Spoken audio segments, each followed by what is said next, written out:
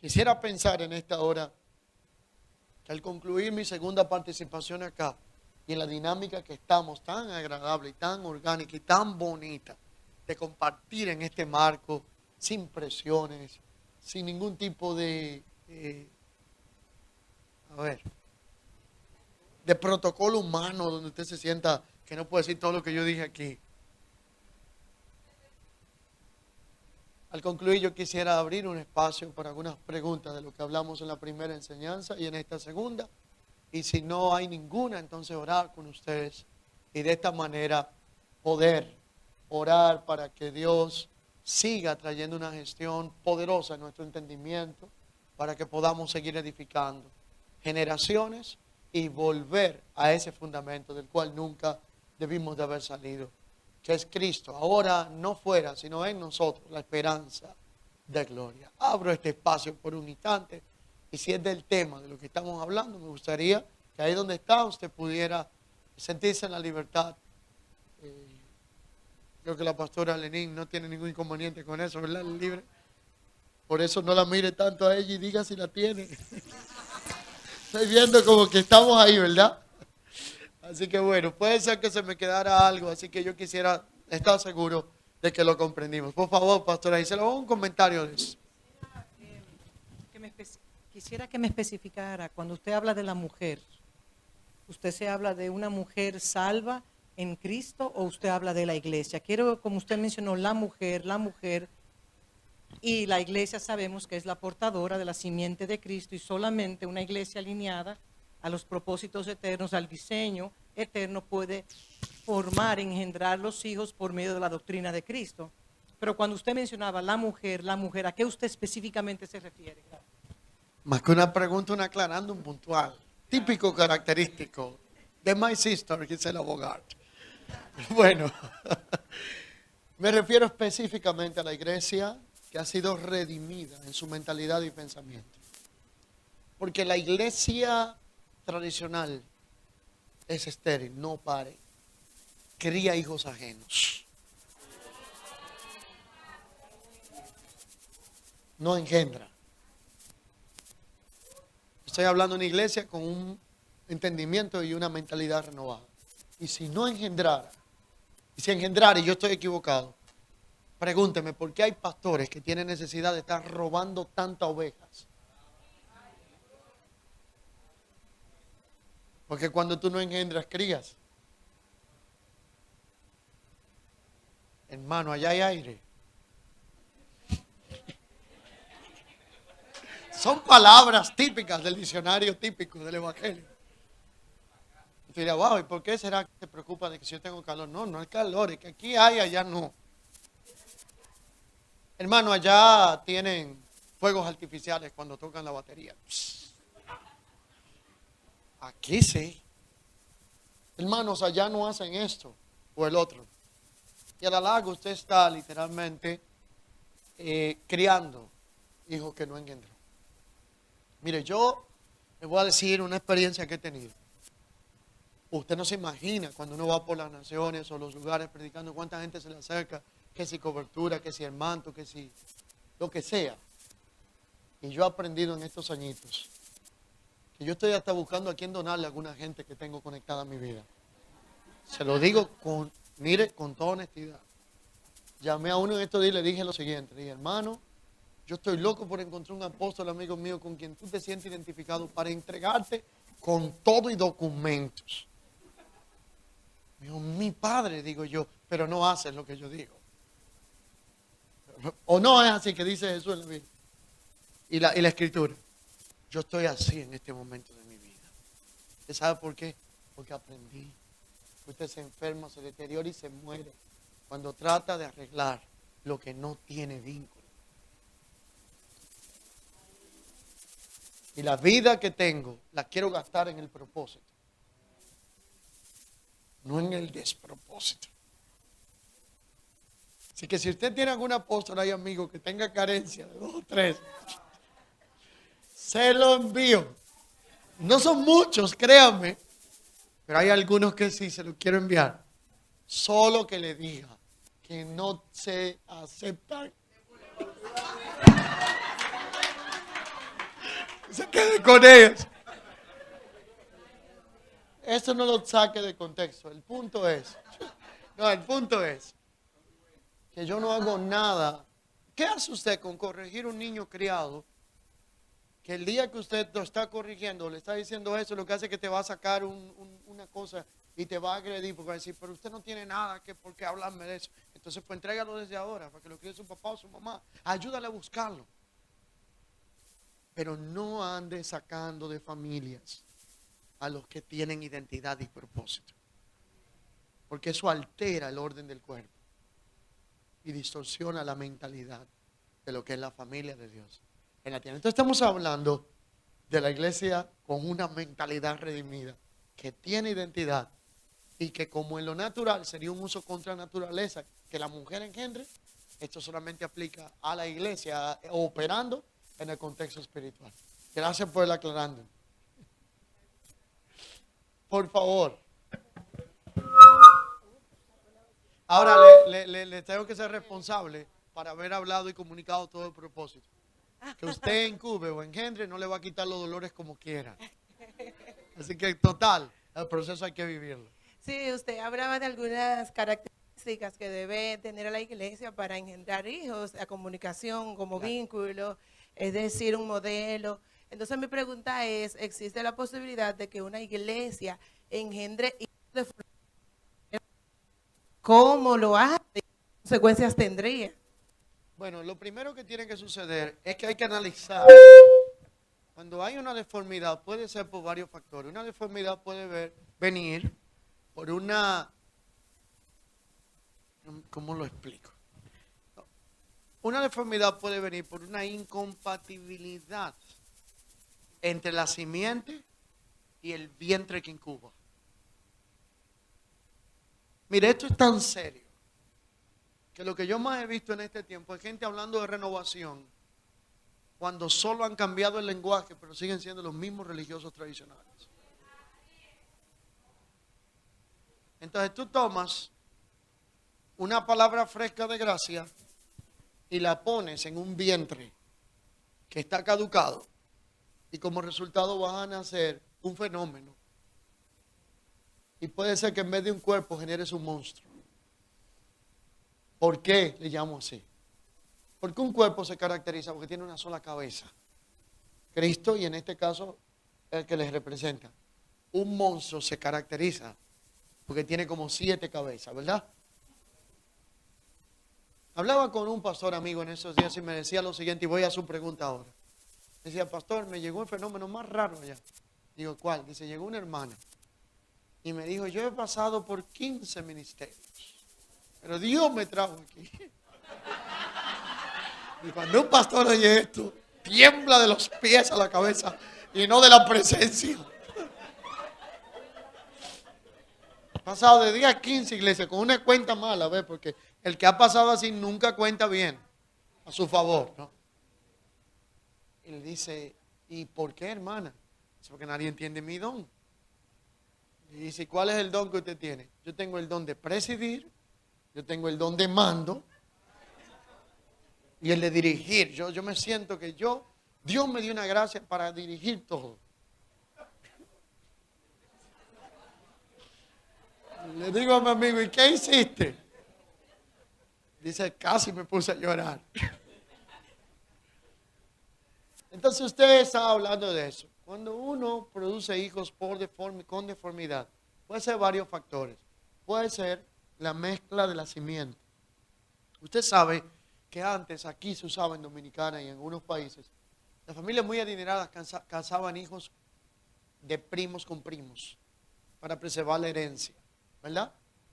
Y esos matrimonios así producían hijos con deformidad, porque tenían una incompatibilidad genética que no se podía conectar entre la simiente y la simiente que producía el ADN adjunto con la que incubaba. Entonces eso trae mucha deformidad. Sin embargo, otro factor puede ser la carencia. Estoy hablando aquí en el plano natural y creo que hay médicos en medio de nosotros, ¿verdad? Bueno, Sí, Pilar, doctor Pilar, por favor. La carencia de ciertos nutrientes y vitaminas que se necesitan. Por eso en Estados Unidos, cuando usted está embarazada, le dan como una docena de vitaminas de todo tipo a las damas después que le hacen estudio para asegurarse de que no haya una deformidad. Porque pero tampoco crean que porque es bueno para ellos y porque son muy buenos los americanos. Es que sale más barato darte los medicamentos 9 meses que mantenerte la deformidad el resto de la vida. ¿Verdad? Entonces ellos calculan eso.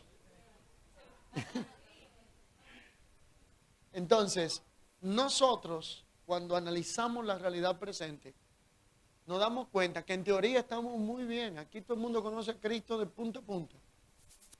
Pero en la operación de cómo engendrarlo es donde está nuestro problema. Nuestro problema es más operacional que teórico. Actualmente en la iglesia, si fuéramos a hablar. Entonces, para resolver esto, lo primero que hay que hacer es identificar dónde está la deficiencia. Y cuando la identifiquemos, estar dispuestos a corregirla, aunque nos cueste la reputación. Porque es duro. Usted reconocer y pararse que no lo estuvo haciendo bien por los últimos 20 añitos nada más. Pero es más grande y poderoso decir, lo haremos como va de aquí en adelante.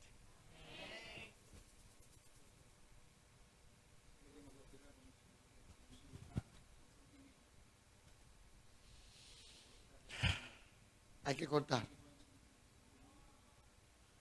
Hay que cortar lo que está mal, hacer lo que nunca se hizo. Fue un argentino que comenzó. No me entendió. No, hay que enmendar. Y esto es lo que se llama reforma. Reforma no es hacer 3 congresos y salir hablando una clase de frases y disparates. No. Reforma es volver al estado original, a la forma, lo que lo tenía y se perdió. Me voy con usted y con 2 más para que ya vayamos concluyendo. Dice un amigo mío llamado, un amigo, bienaventurado el predicador que predica corto porque lo volverán a invitar. Así que bueno, vamos con usted, pastor, por favor. Entonces, una pregunta, ¿una iglesia puede tener hijos adoptados? Sí, pero no hijos secuestrados. Entonces, en este contexto, adopción aquí tiene que ver con alguien que tú no engendraste directamente. Pero cuando lo adoptaste, absorbió la identidad tuya. Y de tal manera, mira, en los muchos años, esto es interesante. No, espera. En los muchos años que tengo yo tengo 38 años de edad, pero comencé en el ministerio muy temprano, implica que tengo más de la mitad de mi vida en esto, no tanto como muchos de ustedes, pero bueno, he vivido más tiempo en el Señor que fuera que lo que tuve, porque no vengo de un hogar de creyentes, gracias a Dios, a veces bueno, para haber conocido al rey sin manto arriba ni yugo, ¿verdad? Y literalmente he visto muchos casos, pero me he encontrado en lo natural con familias. Y si no me dicen que es un hijo adoptado, yo no se lo creo. Yo no sé si a usted le ha pasado esto. Y llega un momento, escúcheme bien, que tú lo miras al niño y se parece más al papá adoptado que el hijo biológico. Yo tengo varios amigos y los ademanes y a veces hasta la genética, hasta el rostro entonces si no te lo dice, no se lo crees. Y cuando tú hablas con ellos y te dicen, no, pero es que él lo criamos en consentimiento, dice, pero no puede ser. Entonces, ¿qué pasa con esto? Hay un proceso que es un metamorfos que se produce, y cuando usted tiene un metamorfos producido por una sustancia que te cubre la naturaleza, estoy hablando aquí en el plano espiritual, entiende el que entienda, ¿verdad? Literalmente tú adoptas la forma de la sustancia que te cubre. Se lo pongo así. Si usted mira lo que es el dulce en almíbar toman una fruta que no tiene ese sabor, lo introducen en una sustancia que lo cubre por completo y en poco tiempo es dulce, aunque era amarga. Entonces el tema acá entonces a discutir, cómo se cubre y cómo no se cubre en este contexto. Porque ninguno de nosotros podemos cubrir a nadie en lo natural, vamos a estar claros. Pero nosotros representamos el manto y la gracia y la imagen del Padre y no lo sustituimos, sino que somos la exacta representación para poder traer a esa vida lo que quita la imagen de la orfandad. Trae un cambio de mentalidad, una reconfiguración de identidad y una reconexión con el propósito. Y si hubiese sido en algún momento deforme en la mesa de David, hay solución. Porque en la mesa no se ven los pies cojos, sino el rostro de quien está sentado compartiendo el pan. Implica que ya no hablamos de dirección, sino de comunión. Así que Mefibosé pasó igualito que los otros, porque en la mesa no se le veía el problema de la deformidad. Pastor Vladimir Moore, mi amigo querido, un honor tenerle con nosotros por acá. Me habla así. La unción, Me habla así para que te trate bien en la pregunta. por favor. No, yo tengo una pregunta, pero de verdad que es una inquietud mía, no es para hacer una pregunta. Por favor. Citaste Romanos capítulo 8, verso 1. La condenación. Ninguna condenación hay para los que están en Cristo, no aquellos que andan conforme a la carne, sino conforme al Espíritu. Entonces mi pregunta es, ¿puede un hijo legítimo andar conforme a la carne? Un hijo legítimo, concebido en la eternidad, andar conforme a la carne, que sus obras sean de la carne y no del Espíritu. Le puedo explicar esto. La palabra conforme es la palabra de la llave de ese pasaje. Porque cuando hablamos conforme tenemos que irnos a la primera mención de la palabra. Vamos a ponerlo en ejemplo. Para mí, de la primera mención de esa palabra está en Romanos 12. Cuando Pablo en un momento dice, no os conforméis con este siglo, sino sed transformados por medio de la metanoia, que es la renovación de vuestro entendimiento, para que pueda comprobar la buena, perfecta y agradable voluntad de Dios. Y llegues al punto, que de esto hablaremos en alguna ocasión, o le mando la nota, donde seas un culto racional. Y no vengas a cultos de domingos, sino vengas a la fiesta del domingo siendo el culto que camina en la calle. ¿Verdad? Entonces, literalmente, cuando estamos hablando de este cuadro, tú tienes a alguien que nació legítimamente. Tú tienes a alguien que fue educado para un propósito. Pero en algún momento de la vida, la influencia del sistema llegó a un punto que lo colocó bajo la influencia de un relativismo cultural. Entonces ese hijo legítimo, portador de identidad, se convierte en un pródigo. Porque tiene padre, es legítimo, tiene casa y tiene herencia. Pero ¿cómo se restaura la identidad que perdió el pródigo? Si no es con un cambio de mentalidad. Es tan amplio que se lo voy a desglosar en 5 puntos. Lucas capítulo 15. Primero, el padre no lo busca, tiene que volver. Número 1. Número 2, hay que tener calzado para ponérselo, prestos. De reconfigurarle lo que es el evangelio de Cristo y no el del sistema que lo corrompió. ¿Verdad? Anillo, símbolo de autoridad. Tercero, tiene que haber un cinto.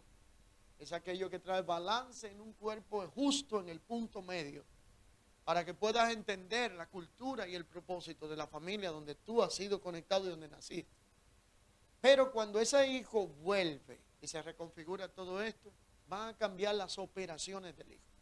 Noten, el hijo estaba ahí y salió siendo legítimo, por eso pudo volver. Pero cuando el hijo salió, el hijo estando ausente, entonces reveló cuál era la cultura que los hijos habían asumido. Dice que el mayor llegó del campo y vino a la casa del padre, pero no vino al padre de la casa. Entonces, cuando vino a la casa del padre, el padre de la casa estaba celebrando y había de todo un ambiente de celebración. Y él le dijo, ¿y por qué tanta celebración? Porque él no pudo conectarse con el corazón del padre que celebraba, sino de la casa donde venía. Hay gente que viene al templo, pero no al padre. ¿Verdad? Y para reconsiderar esto, lo primero que tiene que hacer es que ya no vengas al templo, sino a la familia y al padre que te va a impartir la palabra, ¿verdad? En un ambiente de celebración. Yo tengo personas que semana cuando estoy tras semana en la iglesia que pastoreo, yo sé que ellos están ahí, pero sé que no vinieron al Padre ni eterno, ni al de la casa, ni nada de eso. Ellos vinieron a ponchar la tarjeta que se convierte en una Coca-Cola de dieta después de un plato de mucha grasa a la 1 de la mañana, que tú te la tomas para que te aplaque la conciencia, pero no te va a transformar nada. Dámela de la que dice 0, claro. Te comiste un bistec con 2 libras de grasa y ahora te tomas una Coca-Cola 0 para sentirte que estás a dieta. Viene el domingo, se sienta, pasa con un sobre estrujado porque le echó un peso. Vamos a hablarlo claro. Porque según tu apreciación será tu honra. Y cuando lo hace, se siente que renovó el pasaporte para irse al cielo. Cuando le toque la hora o cuando el Señor venga. Entonces, literalmente, ese hijo que estaba pródigo, pero tenía identidad, cuando volvió, no se importó en la danza, no le importaban las sandalias, ni el becerro, ni ese no estaba en nada de eso. Corrió al Padre. Entonces, la pregunta primaria es esta: sí se puede un hijo genuino caer en una condición de pródigo. Pero lo que hay que prepararse es para identificar cuando hay una real reconfiguración, y la señal característica la marca todita Lucas 15, porque ya deja de venir a la casa del Padre para venir al Padre de la casa. Su enfoque no es la herencia, no es el bien, no es la sandalia, no es el anillo, no es el vestido nuevo, ni le importa si el hermano mayor está quejándose o no, y si es molestoso o no, si es rabioso o no. Lo que le interesa es el Padre. Te lo planteo por eso. No, te lo planteo por eso, porque este es un punto interesante. Nosotros caemos en el error como pastores de decir, aquí el que se va puede volver. Pero ustedes saben lo que yo estoy diciendo. Vamos. ¿Y cómo yo sé cuando alguien fue extraviado en sus sentidos? Como lo fue Adán en un principio. Y de pronto vuelve, pero vuelve en una posición donde ha sido totalmente restaurado. Como también hay otro que nunca vuelve y se convierte en un apóstata, del cual ya nosotros pudiéramos entrar a hablar horas de esto otra vez. Pero literalmente estamos hablando de cómo identificar cuando alguien ha sido restaurado o no. No tiene que ver si se viene de rodillas, si quiere pedirle perdón a todos el domingo, si llega primero que los demás. El problema, el punto lo define en qué se enfoca ahora. Si es en el Padre, hubo transformación y metanoia. Y si es en la herencia, en el calzado, en el aprecio, en el vestido. Y por eso es bueno no ubicarlo en un puesto cuando retorna, sino darle un tiempo. A ver si anda buscando la sandalia, el cinto o el abrigo. Pero sí puede suceder. Dios halló a David que se le había perdido. A Efraín tuvieron que encontrarlo. Entonces puede ser que hayamos nacido en la simiente correcta, pero nos hayamos extraviado del propósito. Pero qué bueno que el Padre nos está esperando.